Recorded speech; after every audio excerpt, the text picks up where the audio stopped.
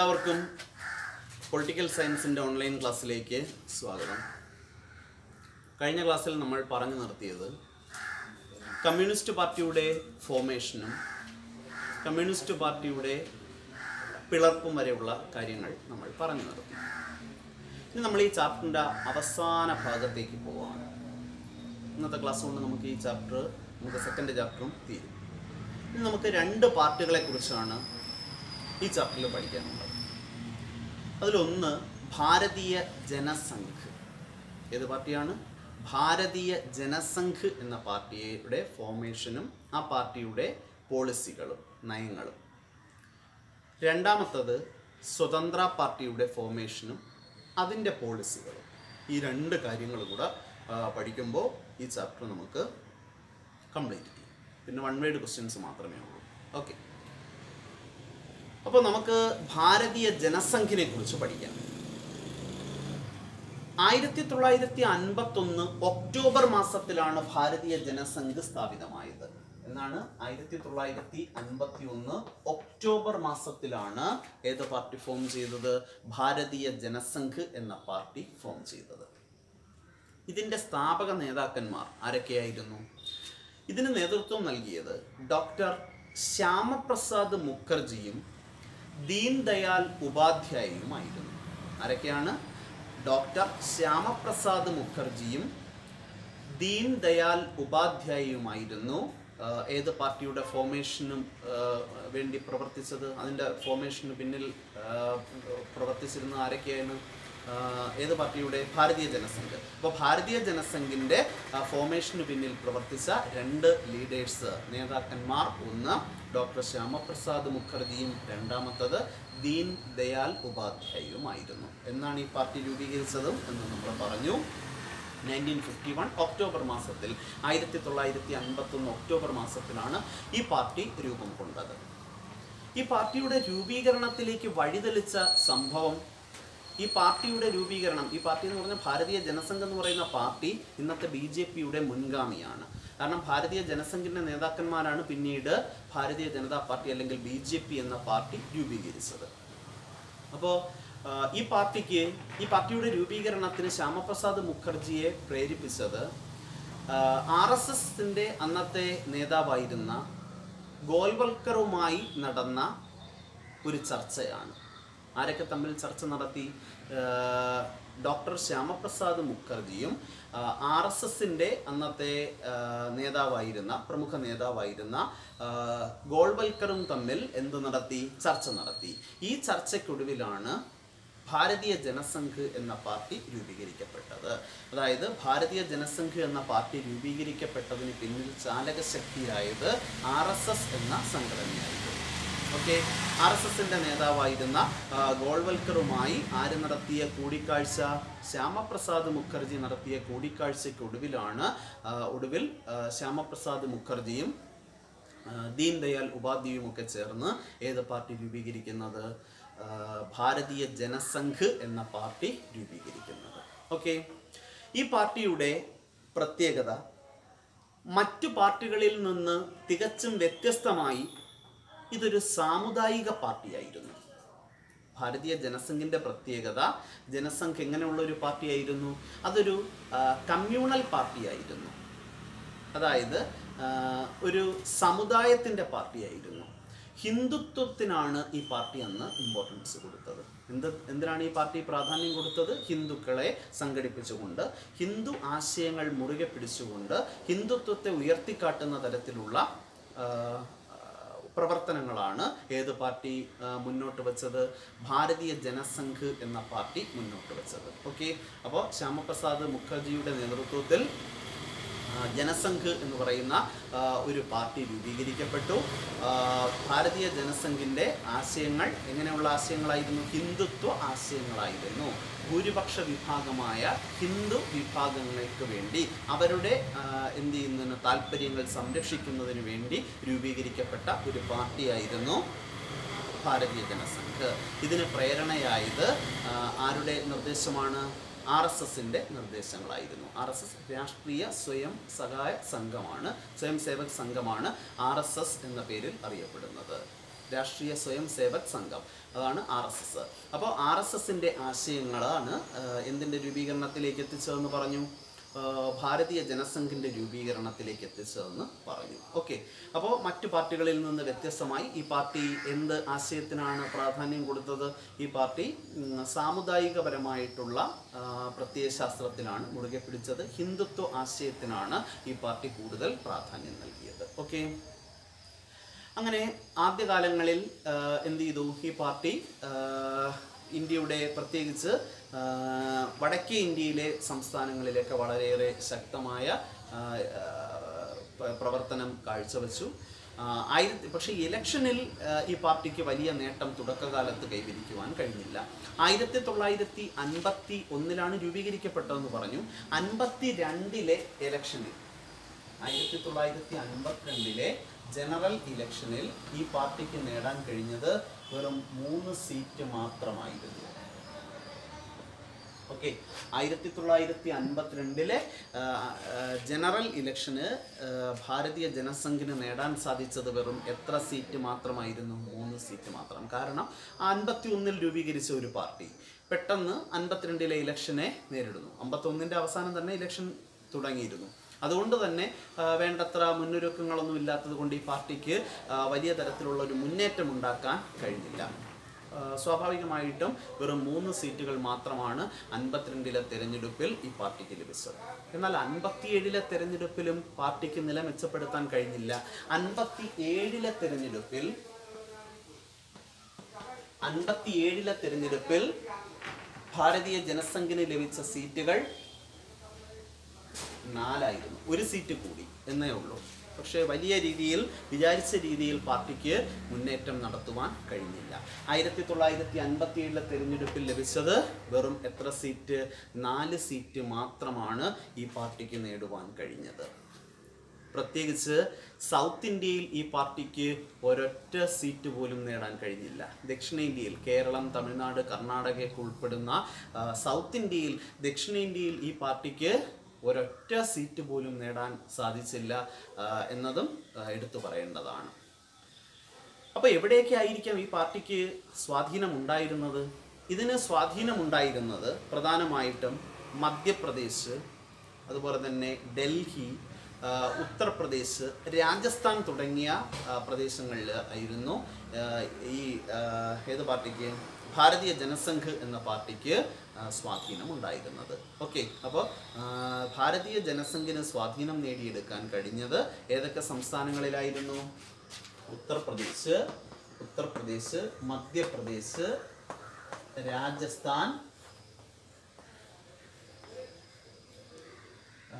Delhi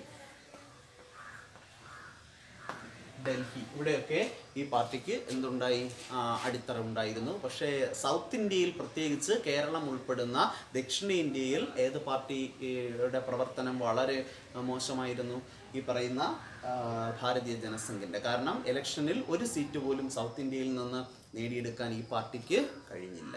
okay, ഇനി അതിനുശേഷം 1977 അടിയന്തരാവസ്ഥയ്ക്ക് ശേഷം, അതായത് 75 അടിയന്തരാവസ്ഥ നിലവിൽ വരുന്നത്. 1975 എമർജൻസിക്ക് ശേഷം, അടിയന്തരാവസ്ഥയ്ക്ക് ശേഷം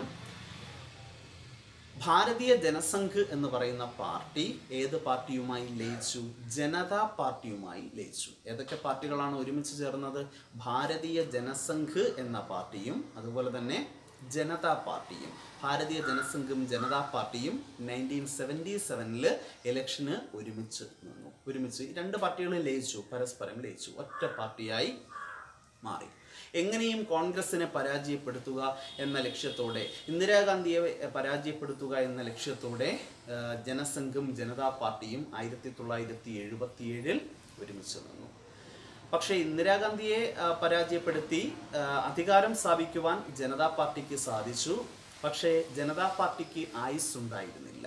ജനതാ പാർട്ടി വളരെ വേഗം തകരുകയും മന്ത്രിസഭ പിരിച്ചുവിടുകയും ചെയ്തു. ഇതിനെ തുടർന്ന് 1977 ഗവൺമെൻറ് ഫോം ചെയ്തത്. അതിനുശേഷം 1980 പഴയ ജനസംഘിന്റെ നേതാക്കന്മാർ ഒരുമിച്ച് ചേർന്ന് ഏത് പാർട്ടി രൂപീകരിച്ചു? ഭാരതീയ ജനതാ പാർട്ടി രൂപീകരിച്ചു. ഓക്കെ, അപ്പോൾ 1980 ഭാരതീയ ജനസംഘിന്റെ നേതാക്കന്മാർ, പഴയ ജനസംഘ് രൂപീകരിക്കപ്പെട്ട നമ്മൾ പറഞ്ഞു 1951 ഒക്ടോബറിലാണ് ഭാരതീയ ജനസംഘ് രൂപീകരിക്കപ്പെട്ടത്. ഭാരതീയ ജനസംഘിന്റെ നേതാക്കന്മാർ ഒരുമിച്ച് ചേർന്ന്, കാരണം ജനതാ പാർട്ടിയിൽ നിന്ന് ഇവർ വേർപെട്ടുപോയി. 77 ഇലക്ഷനിൽ ഒരുമിച്ച് നിന്നു. ജനതാ പാർട്ടിയും ഏത് പാർട്ടിയും? ഭാരതീയ ജനസംഘും ഒരുമിച്ച് നിന്നു. പക്ഷേ ജനതാ പാർട്ടിയുടെ തകർച്ചയ്ക്ക് ശേഷം മൊറാർജി ദേശായി പ്രധാനമന്ത്രിയായി. അതിനുശേഷമൊക്കെ ജനതാ പാർട്ടിക്ക് പിന്നീട് രാജിവെക്കേണ്ടി വന്നു. ചരൺ സിംഗ് പ്രധാനമന്ത്രിയാവേണ്ടി വന്നു. വീണ്ടും രാജിവെക്കേണ്ടി വന്നു. ഭൂരിപക്ഷം നഷ്ടപ്പെട്ടു. അതിനുശേഷം പഴയ ജനസംഘിന്റെ നേതാക്കന്മാർ ചേർന്ന് 1980 ഏത് പാർട്ടി രൂപീകരിക്കുകയും ചെയ്തു? BJP എന്ന പാർട്ടി, ഭാരതീയ ജനതാ പാർട്ടി രൂപീകരിക്കുകയും ചെയ്തു. ഓക്കെ, ഇന്ന് ഇന്ത്യ ഭരിക്കുന്ന മുന്നണി NDA എന്ന മുന്നണിക്ക് നേതൃത്വം കൊടുക്കുന്നത് ഭാരതീയ ജനതാ പാർട്ടിയാണ്. ഇന്ന് ഭാരതീയ ജനതാ പാർട്ടിയാണ് NDA എന്ന് പറയുന്ന മുന്നണി. NDA ആണ് ഇന്ന് ഭരിക്കുന്നത്. NDA എന്ന മുന്നണിക്ക് നേതൃത്വം കൊടുക്കുന്നത് ഈ പാർട്ടിയാണ്. ഇന്ത്യയിൽ എന്ത് ചെയ്തു? വലിയ രീതിയിൽ മുന്നേറ്റം നടത്തുവാൻ പിന്നീട് ഏത് പാർട്ടിക്ക് കഴിഞ്ഞു? ഭാരതീയ ജനതാ പാർട്ടിക്ക് കഴിഞ്ഞു. പല സംസ്ഥാനങ്ങളിലും കോൺഗ്രസിൻ്റെ മേധാവിത്വം തകർക്കുവാനും പിന്നീട് കേന്ദ്രത്തിൽ അധികാരം തുടർച്ചയായിട്ട് നിലനിർത്തുവാനുമൊക്കെ ഇന്ന് ഏത് പാർട്ടിക്ക് കഴിയുന്നു? ഭാരതീയ ജനതാ പാർട്ടിക്ക് കഴിയുന്നുണ്ട്. ഓക്കെ, അപ്പോൾ ഈ ഭാരതീയ ജനതാ പാർട്ടി എന്ന് പറയുന്നത് ഏത് പാർട്ടിയുടെ മുൻഗാമിയാണ്? ഭാരതീയ ജനസംഘ്. 1951 എന്ന പാർട്ടി 51 ഒക്ടോബറിൽ രൂപീകരിക്കപ്പെട്ട ജനസംഘാണ് BJP എന്ന് പറയുന്ന പാർട്ടിയുടെ മുൻഗാമി. ഓക്കെ, ഇത്രയും കാര്യങ്ങൾ ഓർക്കണം. ഇനി നമുക്ക് ജനസംഘിൻ്റെ ആശയങ്ങളെക്കുറിച്ചാണ് പഠിക്കാനുള്ളത്. ഭാരതീയ ജനസംഘിൻ്റെ ആശയങ്ങൾ എന്തൊക്കെയായിരുന്നു? ഭാരതീയ ജനസംഘിൻ്റെ പോളിസികൾ എക്സാമിന് ചോദിക്കും. What are the policies of ഭാരതീയ ജനസംഘ്? ഭാരതീയ ജനസംഘിൻ്റെ പോളിസികൾ അല്ലെങ്കിൽ നയങ്ങൾ എന്തൊക്കെയായിരുന്നു? ഭാരതീയ ജനസംഘ് ഇന്ത്യയുടെ കൾച്ചറിനും അതുപോലെ തന്നെ ഇന്ത്യയുടെ നാഷണാലിറ്റിക്കുമാണ് ഇമ്പോർട്ടൻസ് കൊടുത്തത്. Gave importance to Indian culture and Indian nationality. രണ്ട് കാര്യങ്ങൾക്ക് പ്രാധാന്യം കൊടുത്തു. ഇന്ത്യയുടെ സംസ്കാരത്തിനും, രണ്ടാമത്തെ എന്തിനു പ്രാധാന്യം കൊടുത്തു? ഇന്ത്യയുടെ കൾച്ചറിനും അതുപോലെ തന്നെ ദേശീയത. എന്താണ് ദേശീയത? നാഷണാലിറ്റി. ഇന്ത്യയുടെ ദേശീയതയ്ക്കും നാഷണാലിറ്റിക്കും അതുപോലെ തന്നെ കൾച്ചറിനും ഏത് പാർട്ടി പ്രാധാന്യം കൊടുത്തു? ഭാരതീയ ജനസംഘ് എന്ന പാർട്ടി പ്രാധാന്യം കൊടുത്തു. ഓക്കെ, അപ്പോൾ ആദ്യത്തെ policy പഠിച്ചോളണം. Bharatiya Jana Sangh gave importance to എന്തിന് പ്രാധാന്യം കൊടുത്തു? നാഷണൽ എന്ത് ചെയ്തു? യൂണിറ്റി, ദേശീയ ഐക്യത്തിനും അതുപോലെ തന്നെ എന്തിനും പ്രാധാന്യം കൊടുത്തു? ദേശീയ ഐക്യത്തിനും ഇന്ത്യയുടെ സംസ്കാരത്തിനും, ഭാരതീയ സംസ്കാരത്തിനും ഈ പാർട്ടി ഇമ്പോർട്ടൻസ് കൊടുക്കുകയും ചെയ്തു. രണ്ടാമത്തത് അഖണ്ഡ ഭാരതം എന്ന ആശയത്തിനാണ് ഈ പാർട്ടി പ്രാധാന്യം നൽകിയത്. എന്താണ് അഖണ്ഡ ഭാരതം? ഒരുമിച്ച് ചേർന്ന ഭാരതം. ഭാരതീയ ജനസംഘ് അഖണ്ഡ ഭാരതം എന്ന ആശയത്തിൽ വിശ്വസിച്ചിരുന്നു. അതായത് ഇന്ത്യ വിഭജിച്ച് പാകിസ്ഥാൻ എന്ന രാജ്യം രൂപീകരിക്കപ്പെട്ടെങ്കിലും ഇന്ത്യയും പാകിസ്ഥാനും ഒരുമിച്ച് ചേർന്നുള്ള ഒരു അഖണ്ഡ ഭാരതമായിരുന്നു ഏത് പാർട്ടി ലക്ഷ്യം വെച്ചത്? ഭാരതീയ ജനസംഘ് എന്ന പാർട്ടി ലക്ഷ്യം വെച്ചത്. അപ്പോൾ പാകിസ്ഥാനോട് നയപരമായി കടുത്ത എതിർപ്പ് ആര് പുലർത്തിയിരുന്നു? ഭാരതീയ ജനസംഘ് പുലർത്തിയിരുന്നു. എങ്കിലും ഇന്ത്യയും പാകിസ്ഥാനും ഒരുമിച്ച് ചേർന്നുള്ള ഒരു അഖണ്ഡ ഭാരതം എന്ന ആശയത്തെ ഏത് പാർട്ടി സ്വപ്നം കണ്ടിരുന്നു? ഭാരതീയ ജനസംഘ് എന്ന പാർട്ടി സ്വപ്നം കണ്ടിരുന്നു. അതുപോലെ തന്നെ ഹിന്ദി ഭാഷയ്ക്ക് അമിതമായ പ്രോത്സാഹനം നൽകിയിരുന്ന ഒരാശയമാണ് ആര് മുന്നോട്ട് വച്ചത്? ഭാരതീയ ജനസംഘ് മുന്നോട്ട് വച്ചത്. ഭാരതീയ ജനസംഘിൻ്റെ ആശയങ്ങൾ ഏത് ഭാഷയ്ക്ക് പ്രാധാന്യം കൊടുക്കുന്ന തരത്തിലുള്ളതായിരുന്നു? ഹിന്ദി ഭാഷയ്ക്ക്. വടക്കേ ഇന്ത്യയിലൊക്കെ ഇംഗ്ലീഷിന് പകരം ഹിന്ദി കൂടുതൽ പ്രചരിപ്പിച്ചതിന് പിന്നിൽ ഏത് പാർട്ടിയുടെ റോൾ വളരെ വലുതായിരുന്നു? ഭാരതീയ ജനസംഘിൻ്റെ റോൾ വളരെ വലുതായിരുന്നു. അപ്പോൾ ഹിന്ദിക്ക് വലിയ പ്രാധാന്യം നൽകിയിരുന്നു. അതുപോലെ തന്നെ ഈ പാർട്ടി ഗോവധ നിരോധനത്തിന് പ്രാധാന്യം നൽകിയിരുന്നു. എന്താ ഗോവധ നിരോധനം?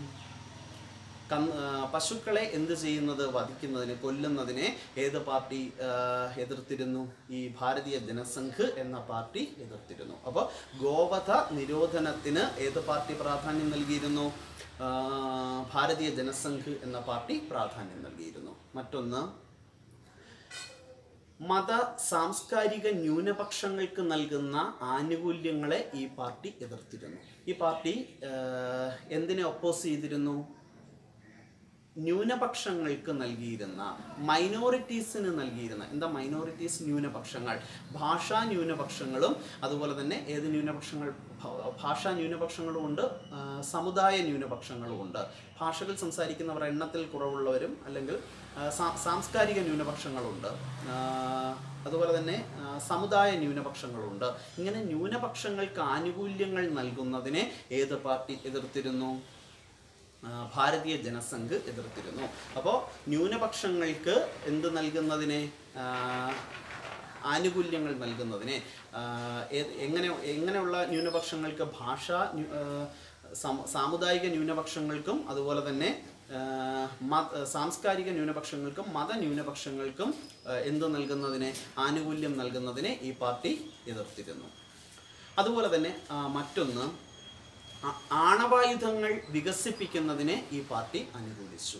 ഇന്ത്യ അണുവായുധങ്ങൾ അല്ലെങ്കിൽ ആണവായുധങ്ങൾ വികസിപ്പിക്കണമെന്നും എങ്കിൽ മാത്രമേ ഇന്ത്യക്ക് മറ്റ് രാജ്യങ്ങളെക്കാൾ മുൻപന്തിയിലെത്താൻ കഴിയൂ എന്ന ഒരു ചിന്തയാണ് ഭാരതീയ ജനസംഘിന് ഉണ്ടായിരുന്നത്. അന്ന് നെഹ്റു ഇതിനെതിരായിരുന്നു. നെഹ്റു എപ്പോഴും ഒരു സമാധാനം ആഗ്രഹിക്കുന്ന ഒരു ഭരണാധികാരിയായിരുന്നു. അതുകൊണ്ട് തന്നെ നെഹ്റുവിൻ്റെ നയത്തിന് നേർ വിപരീതമായിരുന്നു. നെഹ്റു അണുവായുധങ്ങൾ നിർമ്മിക്കുന്നതിന്, കാരണം ഇന്ത്യയുടെ പോളിസി തന്നെ എന്താണ്?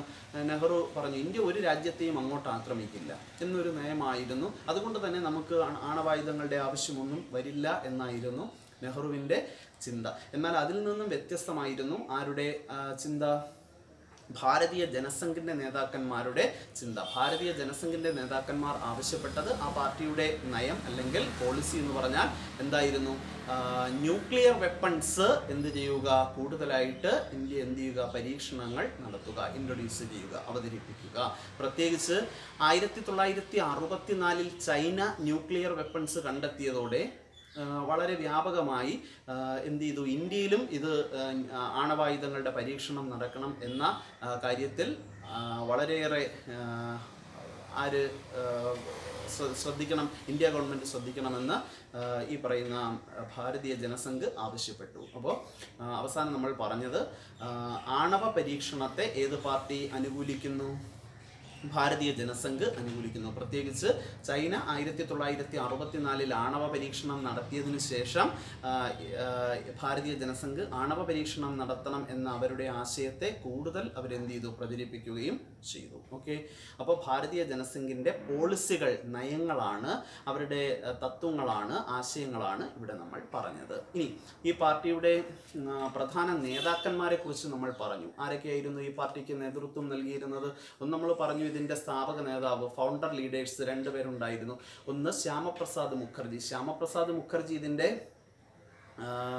ഫസ്റ്റ് പ്രസിഡന്റ് കൂടിയായിരുന്നു, അത് ഓർമ്മിക്കണം. ഇതിൻ്റെ ആദ്യ പ്രസിഡന്റ് കൂടിയായിരുന്നു ശ്യാമപ്രസാദ് മുഖർജി. ഇതിൻ്റെ സ്ഥാപകാംഗം മറ്റൊരാളും കൂടെ നമ്മൾ പറഞ്ഞു, ദീൻ ദയാൽ ഉപാധ്യായ ഇതിൻ്റെ സ്ഥാപകാംഗമായിരുന്നു. അതുപോലെ തന്നെ ബൽരാജ് മധോക്ക് ഇതിൻ്റെ ഈ പാർട്ടിയുടെ പ്രമുഖ നേതാവായിരുന്നു. ബൽരാജ് മധോക്ക്, അത് ഓർക്കണം. അതുപോലെ തന്നെ ദേവപ്രസാദ് ഘോഷും ഇതിൻ്റെ നേതൃനിരയിൽ ഉണ്ടായിരുന്ന ഒരു വ്യക്തിയായിരുന്നു. അപ്പോൾ ഇതിൻ്റെ ലീഡർഷിപ്പിന് പിന്നിൽ പ്രവർത്തിച്ചത് 4 പേരുടെ പേരെങ്കിലും കുറഞ്ഞത് ഓർത്തു വയ്ക്കണം. 1 ശ്യാമപ്രസാദ് മുഖർജി, 2 ദീൻ ദയാൽ ഉപാധ്യായ, 3 ബൽരാജ് മധോക്ക്, ലാസ്റ്റ് ദേവപ്രസാദ് ഘോഷ്. ഈ 4 പേരുടെ പേര് പ്രത്യേകം ഓർത്തോളണം. കാരണം മാച്ച് ദ ഫോളോയിങ്ങിനൊക്കെ ചിലപ്പോൾ എന്ത് തന്നേക്കും? കോളത്തിൽ, ഒരു കോളത്തിൽ, എ കോളത്തിൽ ഭാരതീയ ജനസംഘം എന്ന് വന്നിട്ട് ബി കോളത്തിൽ ചിലപ്പോൾ തെറ്റിച്ച് വേറെ ആരുടെയെങ്കിലും പേര്, ഏതെങ്കിലും നേതാക്കളുടെ പേര് നേർക്ക് കൊടുത്തിട്ട് മാറ്റി ആരുടെ പേര് കൊടുത്തേക്കും. ഇപ്പം ബൽരാജ് മധോക്ക് എന്ന് കൊടുത്തേക്കും. അപ്പോൾ നമ്മൾ എന്ത് ചെയ്യണം? അത് കറക്റ്റായിട്ട് എടുത്തെഴുതണം. ഓക്കെ, അപ്പോൾ ഭാരതീയ ജനസംഘിൻ്റെ രൂപീകരണവും അതിൻ്റെ എന്തുവാണ് നമ്മൾ പറഞ്ഞത്? പോളിസികൾ, നയങ്ങളുമാണ് ഇവിടെ നമ്മൾ പറഞ്ഞത്. എന്തൊക്കെയാണ്? ഞാൻ ഒരിക്കൽ കൂടെ അതിനൊരു ഇത് കൊടുക്കാം. എന്തൊക്കെയാണ് നമ്മൾ അതിനകത്ത് പറഞ്ഞത്? 1951 ശ്യാമപ്രസാദ് മുഖർജിയും ദീൻ ദയാൽ ഉപാധ്യായയും ചേർന്നാണ് ഏത് പാർട്ടി രൂപീകരിക്കുന്നത്? ഭാരതീയ ജനസംഘ് എന്ന് പറയുന്ന പാർട്ടി രൂപീകരിക്കുന്നത്. ഇതിൻ്റെ സ്ഥാപക പ്രസിഡന്റ് ആരായിരുന്നു? ശ്യാമപ്രസാദ് മുഖർജി ആയിരുന്നു. ശ്യാമപ്രസാദ് മുഖർജി RSSൻ്റെ നേതാവായിരുന്ന ഗോൾവൽക്കറുമായി നടത്തിയ സംഭാഷണത്തിനൊടുവിലാണ് ഏത് പാർട്ടി രൂപീകരിക്കപ്പെട്ടത്? ജനസംഘ് എന്ന പാർട്ടി രൂപീകരിക്കപ്പെട്ടത്. ജനസംഘ് രൂപീകരണത്തിൽ RSSന് നിർണായകമായ രാഷ്ട്രീയ സ്വയംസേവക സംഘത്തിന് നിർണായകമായ റോളുണ്ടായിരുന്നു. ആദ്യത്തെ തെരഞ്ഞെടുപ്പിൽ 1952 ഫസ്റ്റ് ജനറൽ ഇലക്ഷനിൽ എന്ത് ചെയ്തു? ലഭിച്ചത് വെറും 3 സീറ്റ് മാത്രമായിരുന്നു. അടുത്ത ഇലക്ഷനിൽ 1957 രണ്ടാമത്തെ തെരഞ്ഞെടുപ്പിൽ അതിന് 4 സീറ്റുകളാണ് ലഭിച്ചത്. വലിയ നേട്ടമുണ്ടാക്കാൻ കഴിഞ്ഞില്ല. അതിനുശേഷം എന്ത് ചെയ്തു? എവിടെയൊക്കെയാണ് ഈ പാർട്ടിക്ക് കുറച്ചെങ്കിലും ബേസ് ഉണ്ടായിരുന്നത്? ഉത്തർപ്രദേശ്, മധ്യപ്രദേശ്, രാജസ്ഥാൻ, ഡൽഹി, ഇവിടെയൊക്കെയാണ് അടിത്തറ ഉണ്ടായിരുന്നത്. എന്നാൽ സൗത്ത് ഇന്ത്യയിൽ, ദക്ഷിണേന്ത്യയിൽ ഈ പാർട്ടിക്ക് ഒരൊറ്റ സീറ്റ് പോലും ലഭിച്ചില്ല. പിന്നീട് നമ്മൾ എന്താ പറഞ്ഞു? അതിനുശേഷം പറഞ്ഞു 1977 ഭാരതീയ ജനസംഘ് ഏത് പാർട്ടിയിൽ ലയിച്ചു? ജനതാ പാർട്ടിയിൽ ലയിച്ചു. ഓർമ്മിക്കണം, ജനസംഘും ജനതാ പാർട്ടിയും രണ്ടും കൂടെ ഒരുമിച്ച് ലയിച്ചു ചേർന്നു. പക്ഷേ ഇതിന് ദീർഘകാല ആയുസ് ഉണ്ടായില്ല. 80 എന്ത് ചെയ്തു? 1980 പഴയ ജനസംഘിൻ്റെ നേതാക്കന്മാർ, അതായത് പഴയ ജനസംഘിൻ്റെ നേതാക്കന്മാർ എന്ന് പറഞ്ഞാൽ ഈ പഴയ ജനസംഘിൻ്റെ നേതാക്കന്മാരാണ് ഏതിൽ അംഗങ്ങളായത്? ജനതാ പാർട്ടിയിൽ അംഗങ്ങളായത്. ജനതാ പാർട്ടി പിളർന്നതിന് ശേഷം പഴയ ജനസംഘിൻ്റെ നേതാക്കന്മാർ ചേർന്ന് 1980 BJP അല്ലെങ്കിൽ ഭാരതീയ ജനതാ പാർട്ടി എന്ന പാർട്ടി രൂപീകരിച്ചു. പിന്നീട് എന്ത് ചെയ്തു? ഇന്ന് ഇന്ത്യയിൽ കേന്ദ്രത്തിൽ അധികാരത്തിലുള്ള മുന്നണിയെ നയിക്കുന്നത് ഏത് പാർട്ടിയാണ്? BJP ആണ്. അതുപോലെ തന്നെ ഇതിൻ്റെ പ്രധാന നേതാക്കന്മാർ നമ്മൾ പറഞ്ഞു. ഡോക്ടർ ശ്യാമപ്രസാദ് മുഖർജി, ദീൻദയാൽ ഉപാധ്യായ, ബൽരാജ് മധോക്, അതുപോലെ തന്നെ ദേവപ്രസാദ് ഘോഷ് തുടങ്ങിയവർ ഇതിൻ്റെ പ്രമുഖ നേതാക്കന്മാരാണ്. ഇനി ഇതിൻ്റെ ആശയങ്ങൾ എന്തൊക്കെയാണെന്ന് നമ്മൾ പറഞ്ഞു. ഭാരതീയ സംസ്കാരത്തിനും ദേശീയതയ്ക്കും ഇത് പ്രാധാന്യം നൽകുന്നു. അതായത് ഇന്ത്യയുടെ കൾച്ചറിനും അതുപോലെ തന്നെ എന്തിന്? നാഷണാലിറ്റി, ഇന്ത്യയുടെ ദേശീയതയ്ക്കും പ്രാധാന്യം നൽകുന്നു. അഖണ്ഡ ഭാരത് എന്ന ആശയമാണ് ഈ പാർട്ടി മുന്നോട്ട് വയ്ക്കുന്നത്. പിന്നെ നമ്മൾ പറഞ്ഞു ഹിന്ദിയുടെ പ്രോത്സാഹനം, ഹിന്ദി ഭാഷയെ ഇത് പ്രോത്സാഹിപ്പിക്കുന്നു. ഗോവധ നിരോധനത്തെ എന്ത് ചെയ്യുന്നു? ഇത് പ്രാധാന്യം നൽകുന്നു. പിന്നീട് നമ്മൾ പറഞ്ഞത് മതന്യൂനപക്ഷങ്ങൾക്ക് നൽകുന്ന, സാംസ്കാരിക ന്യൂനപക്ഷങ്ങൾക്ക് നൽകുന്ന ആനുകൂല്യങ്ങൾ കുറയ്ക്കണമെന്ന് അഭിപ്രായപ്പെടുന്നു. കാരണം പലതരത്തിലുള്ള റിസർവേഷനും അവർക്ക് നൽകുന്നതിനെ, ന്യൂനപക്ഷങ്ങൾക്ക്, മൈനോറിറ്റീസിന് റിസർവേഷൻ നൽകുന്നതിനെ ഈ പാർട്ടി ശക്തമായി എതിർത്തു. അതുപോലെ തന്നെ ആണവ നയം എന്ത് ചെയ്യണം? ശക്തമാക്കണം. ഇന്ത്യയുടെ ആണവ നയം എന്ത് ചെയ്യണം? കുറച്ചുകൂടെ ബലവത്താക്കണം. കാരണം മറ്റ് രാജ്യങ്ങളെല്ലാം ആണവായുധങ്ങൾ നിർമ്മിക്കുമ്പോൾ ഇന്ത്യ മാത്രം ആണവായുധങ്ങൾ നിർമ്മിക്കാതിരുന്നാൽ അത് നമ്മളെയേറെ ബാധിക്കും എന്നതുകൊണ്ട് ആണവായുധങ്ങളുടെ നിർമ്മാണത്തെ ഈ പാർട്ടി വളരെയേറെ പ്രോത്സാഹിപ്പിക്കുകയും ചെയ്തു. ഇതൊക്കെയാണ് എന്തിൻ്റെ പോളിസികൾ, നയങ്ങൾ, ഭാരതീയ ജനസംഘിൻ്റെ പ്രധാന നയങ്ങൾ. ഓക്കെ, ഇനി ഒറ്റ ക്വസ്റ്റ്യനും കൂടെ ആകുമ്പോഴത്തേക്ക് നമുക്ക് ഈ ചാപ്റ്റർ തീരും. അടുത്ത് നമുക്ക് സ്വതന്ത്ര പാർട്ടിയുടെ എന്തിനെക്കുറിച്ച് പഠിക്കാം? അതിൻ്റെ രൂപീകരണവും സ്വതന്ത്ര പാർട്ടിയുടെ നയങ്ങളും പറയുമ്പോൾ നമുക്ക് ഈ ചാപ്റ്റർ തീരും. ഇത് കുറച്ചേ ഉള്ളൂ. സ്വതന്ത്ര പാർട്ടി വളരെ ഡീറ്റെയിൽഡ് ആയിട്ടൊന്നുമില്ല. സ്വതന്ത്ര പാർട്ടിയുടെ രൂപീകരണം എങ്ങനെയാണെന്ന് നമുക്ക് നോക്കാം. 1959 ആഗസ്റ്റ് മാസത്തിലാണ് സ്വതന്ത്ര പാർട്ടി രൂപീകൃതമാകുന്നത്. എന്നാണ് 1959 ഓഗസ്റ്റ് മാസത്തിലാണ് സ്വതന്ത്ര പാർട്ടി രൂപീകരിക്കപ്പെടുന്നത്. അപ്പോൾ സ്വതന്ത്ര പാർട്ടിയുടെ ഫോർമേഷൻ എന്നായിരുന്നു? 1959 ഓഗസ്റ്റ് മാസത്തിലായിരുന്നു. ഇതിൻ്റെ രൂപീകരണത്തിന് പിന്നിൽ പ്രവർത്തിച്ച പ്രമുഖ നേതാവ് സി രാജഗോപാലാചാരി ആയിരുന്നു. ആരായിരുന്നു? രാജാജി എന്നറിയപ്പെടുന്ന സി രാജഗോപാലാചാരി.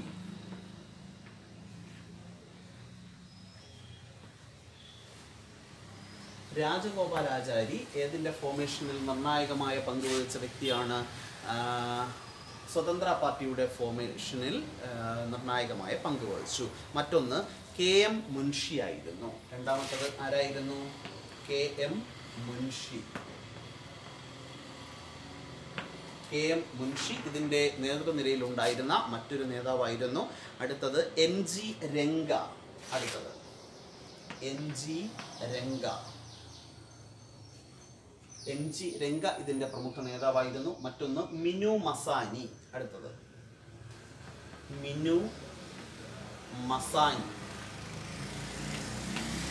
അപ്പോൾ ആരൊക്കെയായിരുന്നു സ്വതന്ത്ര പാർട്ടിയുടെ പ്രമുഖ ലീഡേഴ്സ്? ആരൊക്കെയാണ്? സ്വതന്ത്ര പാർട്ടിയുടെ പ്രധാന നേതാവ് സി രാജഗോപാലാചാരി, രണ്ടാമത്തത് KM മുൻഷി, മൂന്നാമത്തത് MG രംഗ, അടുത്തത് മിനു മസാനി തുടങ്ങിയവരായിരുന്നു ഈ പാർട്ടിയുടെ രൂപീകരണത്തിന് മുൻകൈയെടുത്തത്. സ്വതന്ത്ര പാർട്ടിയുടെ ആശയങ്ങൾ എന്തൊക്കെയായിരുന്നു എന്നും കൂടെ പറഞ്ഞ് നമുക്ക് അവസാനിപ്പിക്കാം. സ്വതന്ത്ര പാർട്ടിയുടെ പ്രധാന ആശയങ്ങൾ എന്തൊക്കെയായിരുന്നു? ഇതൊരു വലതുപക്ഷ സ്വഭാവമുള്ള പാർട്ടിയായിരുന്നു. അപ്പോൾ ഇതിൻ്റെ നയങ്ങൾ ഓർക്കണം. പലതരത്തിലുള്ള ആശയങ്ങളുണ്ട്. ഇടതുപക്ഷ ആശയങ്ങളുണ്ട്, വലതുപക്ഷ ആശയങ്ങളുണ്ട്. സ്വതന്ത്ര പാർട്ടി എപ്പോഴും കോൺഗ്രസിനെ പോലെ, കോൺഗ്രസ് ഒരു വലതുപക്ഷ ആശയമുള്ള പാർട്ടിയാണ്. അതുപോലെ സ്വതന്ത്ര പാർട്ടിയും എന്തിനാണ് പ്രാധാന്യം കൊടുത്തത്? ഒരു വലതുപക്ഷ ആശയങ്ങൾക്കാണ് പ്രാധാന്യം കൊടുത്തത്. അതുകൊണ്ട് തന്നെ വലതുപക്ഷ ആശയങ്ങൾക്ക് പ്രാധാന്യം കൊടുത്തത് കൊണ്ട് തന്നെ ഇത് സോഷ്യലിസത്തെയും കമ്മ്യൂണിസത്തെയും എതിർത്തു. ഇപ്പോൾ സ്വതന്ത്ര പാർട്ടിയുടെ ഫസ്റ്റ് പോളിസി നയങ്ങളിൽ ആദ്യത്തത് ഇതെങ്ങനെയുള്ളൊരു പാർട്ടിയായിരുന്നു? ഒരു വലതുപക്ഷ പാർട്ടിയായിരുന്നു. വലതുപക്ഷ പാർട്ടിയായി ഈ പാർട്ടി ആരുടെ പോളിസികളെ എതിർത്തു?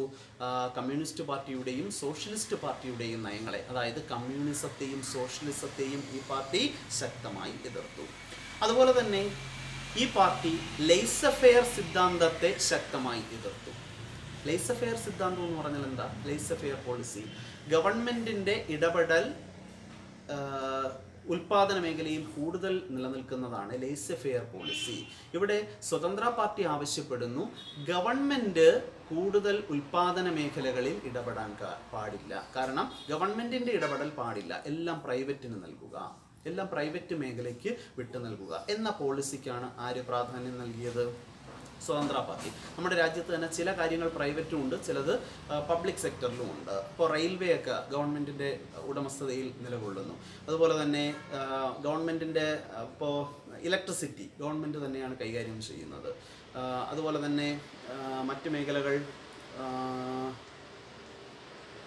കോൾ ഫീൽഡ്സ്, കൽക്കരി ഖനനം, ഇപ്പോൾ അത് പല മേഖലകൾക്കായിട്ട് വീതിച്ചു കൊടുത്തിട്ടുണ്ട്. കൽക്കരി പെട്രോൾ ഖനനമൊക്കെ ഉണ്ട്, മുംബൈ ഹൈ ഒക്കെ, ഇപ്പോൾ അത് പല മേഖലകളിലായി. പിന്നെ കമ്മ്യൂണിക്കേഷൻ, അതും ഇന്ന് പല മേഖലകളിലായി. BSNL തന്നെ ഇന്ന് എന്ത് ചെയ്യുന്നു? പ്രൈവറ്റിലേക്ക് പോയി. പണ്ട് കമ്മ്യൂണിക്കേഷൻ ലാൻഡ് ഫോൺ ആയിരുന്ന സമയത്ത് ഇത് ആര് മാത്രമായിരുന്നു? ഗവൺമെൻറ് മാത്രമായിരുന്നു. ഇപ്പോൾ അത് മാറി. ഇന്ന് പല പല കമ്പനികൾ ഇത് ചെയ്യുന്നുണ്ട്. ഒരുപാട് പ്രൈവറ്റ് കമ്പനികൾ നമുക്കറിയാം ടെലികോം മേഖലയിൽ നിലകൊള്ളുന്ന. അപ്പോൾ ഇവിടെ പ്രത്യേകമായിട്ട് സ്വതന്ത്ര പാർട്ടി ആവശ്യപ്പെടുന്നത് ഗവൺമെൻറ്റിൻ്റെ ഇടപെടൽ ഉൽപാദന മേഖലകളിൽ കുറയ്ക്കുക. അതായത് ലെയ്സഫെയർ പോളിസിയെ ഏത് പാർട്ടി എതിർക്കുന്നു? സ്വതന്ത്ര പാർട്ടി എതിർക്കുന്നു. മറ്റൊന്ന്, ഇന്ത്യ ചേരിചേരാ നയം സ്വീകരിച്ചതിനെ ഏത് പാർട്ടി വിമർശിക്കുന്നു? സ്വതന്ത്ര പാർട്ടി വിമർശിക്കുന്നു. ചേരിചേരാ നയം എന്താണ്? Non aligned movement. നെഹ്റു രൂപപ്പെടുത്തിയ ഒരു പോളിസി ആയിരുന്നു നോൺ അലൈൻഡ് മൂവ്മെൻറ്റ്, ചേരിചേരാ പ്രസ്ഥാനം അല്ലെങ്കിൽ ചേരിചേരാ നയം, നോൺ അലൈൻഡ് പോളിസി. അതായത് അന്ന് ഇന്ത്യ സ്വതന്ത്രമായ സമയത്ത് ഇന്ത്യക്ക് മുന്നിലുണ്ടായിരുന്ന രണ്ട് ഓപ്ഷൻ, അതായത് ലോകം അന്ന് രണ്ട് ബ്ലോക്കുകളായിട്ട് വിഭജിക്കപ്പെട്ടിരുന്നു. ഇന്ത്യ 1947 സ്വതന്ത്രമായ സമയത്ത് ലോകത്ത് രണ്ട് ശക്തികളാണ് നിലകൊണ്ടിരുന്നത്. ഒന്ന് സോവിയറ്റ് യൂണിയൻ നേതൃത്വം കൊടുക്കുന്ന സോഷ്യലിസ്റ്റ് ചേരിയും, രണ്ടാമത്തത് USA അമേരിക്ക നേതൃത്വം കൊടുക്കുന്ന ക്യാപിറ്റലിസ്റ്റ് ബ്ലോക്ക് അല്ലെങ്കിൽ മുതലാളിത്ത ചേരിയും. ഈ രണ്ട് ചേരികളിലുമായിട്ട് ലോകത്തുള്ള ഒട്ടുമിക്ക രാജ്യങ്ങളും അണിനിരന്നു. ഒരുവിധമുള്ള രാജ്യങ്ങളെല്ലാം അമേരിക്കയോടൊപ്പം, കമ്മ്യൂണിസത്തെ അല്ലെങ്കിൽ സോഷ്യലിസത്തെ ഉയർത്തിക്കാട്ടുന്ന രാജ്യങ്ങളെല്ലാം സോവിയറ്റ് യൂണിയനോടൊപ്പം. ഇതായിരുന്നു അവസ്ഥ. ഈ രണ്ട് ചേരികളും തമ്മിൽ ഏത് സമയവും ഒരു യുദ്ധമുണ്ടാകാനുള്ള സാഹചര്യം നിലനിന്നിരുന്നു. ഈ സമയത്താണ് ഇന്ത്യ സ്വതന്ത്രമാകുന്നത്. ഇന്ത്യ സ്വതന്ത്രമായ സമയത്ത് നെഹ്റുവിനെ അമേരിക്ക അവരുടെ ചേരിയിലേക്ക്, ക്യാപിറ്റലിസ്റ്റ് ബ്ലോക്കിലേക്ക് ക്ഷണിച്ചു, സോവിയറ്റ് യൂണിയനും ക്ഷണിച്ചു. പക്ഷേ അന്ന് നെഹ്റു ഒരു ഇൻഡിപെൻഡൻ്റ് പോളിസിയാണ് നെഹ്റു സ്വീകരിച്ചത്. നെഹ്റു പറഞ്ഞു, ഞങ്ങൾ ഇന്ത്യ രണ്ട് ചേരിയിലേക്കുമില്ല, അമേരിക്കൻ ബ്ലോക്കിലേക്കുമില്ല, സോവിയറ്റ് ബ്ലോക്കിലേക്കുമില്ല, ഞങ്ങൾ ഇൻഡിപെൻഡൻ്റ് ആയിട്ട് നിലകൊള്ളുന്നു. നെഹ്റുവിൻ്റെ ഈ ആശയമാണ് ഏത് പേരിൽ അറിയപ്പെട്ടത്? ചേരിചേരാ നയം, അതായത് നോൺ അലൈൻഡ് പോളിസി, ചേരിചേരാ നയം. ഈ ചേരിചേരാ നയത്തിനെ അനുകൂലിച്ചുകൊണ്ട് മറ്റനേകം രാജ്യങ്ങൾ നെഹ്റുവിന് പിന്തുണ നൽകിക്കൊണ്ട് ഒറ്റ ചേരിയായിട്ട് നിലകൊണ്ടു. ഈ നയത്തെ ഇന്ത്യ സ്വീകരിച്ച ഇന്ത്യയുടെ ഫോറിൻ പോളിസി തന്നെ, വിദേശ നയം തന്നെ ഇതാണ്, ഒരു ചേരിയിലും ചേരാത്ത അവസ്ഥ. കാരണം ഫസ്റ്റ് വേൾഡ് വാറും സെക്കൻഡ് വേൾഡ് വാറും ഉണ്ടായത് നമുക്കറിയാം ചേരികൾ കൂടിയത് കൊണ്ടാണ്. അല്ലയോ? ജർമ്മനിയുടെ ചേരിയും ബ്രിട്ടനും ഫ്രാൻസും നേതൃത്വം നൽകിയ ചേരിയും തമ്മിലുള്ള വ്യത്യാസങ്ങളാണ്, അഭിപ്രായ വ്യത്യാസങ്ങളെ തുടർന്നുണ്ടായ സംഘർഷങ്ങളാണ് വേൾഡ് വാറിലേക്ക് എത്തിയത്. ഫസ്റ്റ് വേൾഡ് വാറും സെക്കൻഡ് വേൾഡ് വാറും. അപ്പോൾ ഇതുപോലെ ശാക്തിക ചേരികൾ കേന്ദ്രീകരിക്കുന്നത് ലോക സമാധാനത്തിന് ഭീഷണിയാണ് എന്നുള്ളത് കൊണ്ടാണ് നെഹ്റു ഏത് പോളിസി സ്വീകരിച്ചത്? നോൺ അലൈൻഡ് പോളിസി സ്വീകരിച്ചത്. പക്ഷേ സ്വതന്ത്ര പാർട്ടി ആ നയത്തെ എതിർക്കുന്നു. സ്വതന്ത്ര പാർട്ടി പറയുന്നു ഇന്ത്യ ആരെ അനുകൂലിക്കണമായിരുന്നു, ആരുടെ ബ്ലോക്കിൽ ചേരണമായിരുന്നു? അമേരിക്കൻ ബ്ലോക്കിൽ ചേരണമായിരുന്നു എന്ന പോളിസിക്കാണ് ഏത് പാർട്ടി പ്രാധാന്യം നൽകുന്നത്? സ്വതന്ത്ര പാർട്ടി പ്രാധാന്യം നൽകുന്നത്. അതായത് അന്ന് കൂടുതൽ ആനുകൂല്യങ്ങൾ അമേരിക്കയിൽ നിന്ന് നേടിയെടുക്കണമെങ്കിലോ അല്ലെങ്കിൽ മറ്റാരെങ്കിലും ആക്രമിച്ചാൽ നമുക്ക് സംരക്ഷണം ഒരുക്കണമെങ്കിലോ അന്ന് ആരുടെ സഹായം ആവശ്യമായിരുന്നു? അമേരിക്കയുടെ സഹായം ആവശ്യമായിരുന്നു. അതുകൊണ്ട് അമേരിക്കൻ ബ്ലോക്കിൽ ചേരണം എന്ന ഒരു നയമാണ്, നിലപാടാണ് ആര് മുന്നോട്ട് വെച്ചത്? സ്വതന്ത്ര പാർട്ടി മുന്നോട്ട് വെച്ചത്. അത് ആ പാർട്ടിയുടെ എന്തായിരുന്നു? പോളിസി ആയിരുന്നു. അവസാനത്തെ ഒരു പോയിന്റ് കൂടെ പറയുമ്പോൾ നമുക്ക് ആ ക്വസ്റ്റ്യനും തീരും, നമ്മുടെ ഈ ചാപ്റ്ററും അവസാനിക്കും. അവസാന പോയിന്റിൽ നമ്മൾ പറയുന്നു, ഗവൺമെൻറ്റിൻ്റെ നികുതി നയത്തെ ആര് എതിർക്കുന്നു? സ്വതന്ത്ര പാർട്ടി എതിർക്കുന്നു. ഗവൺമെൻറ് സ്വീകരിച്ച നികുതി നയം, കാരണം പല മേഖലകളിലും ഗവൺമെൻറ് അമിതമായി നികുതി ഈടാക്കുന്നു. ഇപ്പോൾ വെള്ളത്തിന് വരെ എന്ത് ചെയ്യുന്നു? നികുതി ഈടാക്കുന്നു. ഇലക്ട്രിസിറ്റി വിതരണം ചെയ്യുന്നതിന് നികുതി ഈടാക്കുന്നു. സർവ്വ സാധനവും, നമ്മൾ ഏത് സാധനം മാർക്കറ്റിൽ നിന്ന് വാങ്ങിയാലും അതിന് നമ്മൾ ടാക്സ് കൊടുക്കണം. ഇങ്ങനെ സർവീസ് മേഖലയിലുള്ള, ജനങ്ങളുടെ സേവന മേഖലയിലുള്ള സാധനങ്ങൾക്ക് പോലും നികുതി ഈടാക്കുന്നതിന്, ഒരു മരുന്ന് മേടിച്ചാൽ പോലും അതിന് നമ്മൾ നികുതി കൊടുത്താണ് ആ സാധനം വാങ്ങുന്നത്. മെഡിസിൻ മേടിച്ചാൽ പോലും. അപ്പോൾ എല്ലാ സാധനങ്ങൾക്കും ഇങ്ങനെ നികുതി ഈടാക്കുന്ന ഇന്ത്യ ഗവൺമെൻറ് സ്വീകരിച്ച നികുതി നയത്തെ ആരെതിർക്കുന്നു? സ്വതന്ത്ര പാർട്ടി എതിർക്കുന്നു. ഓക്കെ, സ്വതന്ത്ര പാർട്ടി ഇന്ത്യയിലെ നികുതി നയം അഴിച്ചു പണിയണം എന്ന നിലപാടായിരുന്നു ഈ പാർട്ടിക്ക് ഉണ്ടായിരുന്നത്. ഇതൊക്കെയായിരുന്നു ആ പാർട്ടിയുടെ നയങ്ങൾ. ഓരോ പാർട്ടിക്കും ഓരോരോ ആശയങ്ങളാണ്. അപ്പോൾ ഇപ്പോൾ ഭാരതീയ ജനസംഘിൻ്റെ ആശയങ്ങൾ തൊട്ട് മുന്നേ നമ്മൾ പറഞ്ഞു. ഭാരതീയ ജനസംഘിൻ്റെ ആശയങ്ങളിൽ നിന്നും എൻറ്റയർലി ഡിഫറൻ്റ് ആയിരുന്നു സ്വതന്ത്ര പാർട്ടിയുടെ ആശയങ്ങൾ. ഇനി ഇതിൽ നിന്നും തികച്ചും വ്യത്യസ്തമായ ആശയമാണ് കമ്മ്യൂണിസ്റ്റ് പാർട്ടിക്ക്. കമ്മ്യൂണിസ്റ്റ് പാർട്ടിയുടെ ആശയങ്ങളിൽ നിന്ന് വ്യത്യസ്തമാണ് കോൺഗ്രസിൻ്റെ ആശയങ്ങൾ. അപ്പോൾ ഓരോ പാർട്ടിയും വ്യത്യസ്തപരമായ ആശയങ്ങളാണ് ഉൾക്കൊള്ളുന്നത്. ഓക്കെ, അപ്പോൾ ഓരോ പാർട്ടിയുടെയും ആശയങ്ങളെക്കുറിച്ചൊക്കെ നമ്മളിവിടെ പറഞ്ഞു. അവസാന ഭാഗത്ത് നമ്മൾ പറഞ്ഞത് ഏതൊക്കെ പാർട്ടികളെക്കുറിച്ച്? കോൺഗ്രസ്. ഈ ചാപ്റ്ററിൽ നമ്മൾ കോൺഗ്രസിൻ്റെ ഫോർമേഷൻ പഠിച്ചു, അതിൻ്റെ നയങ്ങളും ഒക്കെ പഠിച്ചു. രണ്ടാമത്തത് സോഷ്യലിസ്റ്റ് പാർട്ടിയെക്കുറിച്ച് നമ്മൾ പഠിച്ചു, ഓർക്കണം. മൂന്നാമത്തത് കമ്മ്യൂണിസ്റ്റ് പാർട്ടി ഓഫ് ഇന്ത്യ നമ്മൾ പഠിച്ചു. അടുത്തത് ഭാരതീയ ജനസംഘിനെ കുറിച്ച് നമ്മൾ പഠിച്ചു, അതായത് BJPയുടെ മുൻഗാമിയായിട്ടുള്ള ഭാരതീയ ജനസംഘിനെ കുറിച്ച് പഠിച്ചു. അവസാനം നമ്മൾ പറഞ്ഞു നിർത്തുന്നു ഏത് പാർട്ടി? സ്വതന്ത്ര പാർട്ടി. സ്വതന്ത്ര പാർട്ടി ഇന്ന് നിലവിലില്ല. 1959 ഓഗസ്റ്റ് മാസത്തിൽ ആരൊക്കെ ചേർന്ന്, ഇതിൻ്റെ പ്രമുഖ നേതാക്കന്മാർ ആരൊക്കെയെന്ന് നമ്മൾ പറഞ്ഞു. രാജഗോപാലാചാരി, KM മുൻഷി, MG രംഗ, മിനു മസാനി, ഇവരൊക്കെ ചേർന്നാണ് ഈ പാർട്ടി ഫോം ചെയ്തത്. ഓക്കെ, അതിൻ്റെ പോളിസികളും ഇവിടെ നമ്മൾ പറഞ്ഞു. അപ്പോൾ ഇത്രയും കാര്യങ്ങളായപ്പോൾ ഈ ക്വസ്റ്റ്യനും തീർന്നു, ഈ ചാപ്റ്ററും നമുക്ക് തീർന്നു. ഓക്കെ, ഇനി ഇതിൻ്റെ നോട്ട്സ് ഏതായാലും അയച്ചു തരുന്നുണ്ട്. 1 വേർഡ് ക്വസ്റ്റ്യൻസ് പിന്നെ തരാം, ബാക്കി നോട്ട്സ് ഇതിൻ്റെ കൂടെ തന്നെ അയച്ചു തരുന്നുണ്ട്. ഓക്കെ, ഇത്രയും കാര്യങ്ങളായപ്പോൾ സെക്കൻഡ് ചാപ്റ്റർ തീർന്നു. അടുത്ത ക്ലാസ്സിൽ നമുക്ക് തേർഡ് ചാപ്റ്ററിലേക്ക് പോകാം. ഓക്കെ.